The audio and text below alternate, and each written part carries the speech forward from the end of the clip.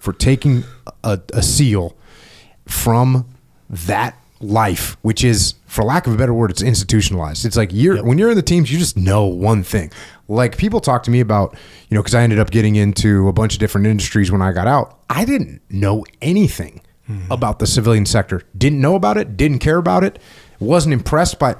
I didn't care if someone was the CEO of the biggest company in the world. I would be like, nice to meet you. Yep. You weren't in a platoon? Okay, later. You know what I mean? It was just like, that was, and it wasn't disrespectful. It's just like, I didn't understand. It wasn't even part of my world. And so and then I got very lucky, because as I was getting ready to retire, a guy that I did know, who I was friends with through jiu-jitsu, was like, can you come talk to my executives about leadership? And I was like, oh, sure.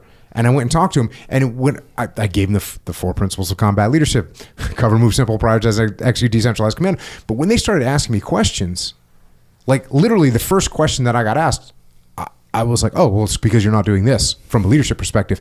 And I realized that all this stuff that we had learned through the years applied to business and life. And so that was very, very lucky that happened.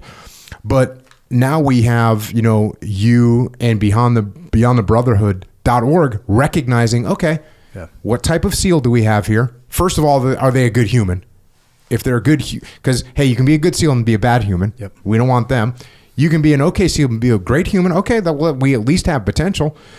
But also, where does this good human, good SEAL fit into which industry, and how can we get them out there to try these different industries? That's another thing I like, is Jimmy's taking people and putting them somewhere. Hey, try this, try that. Interacting with people, seeing if there's a fit.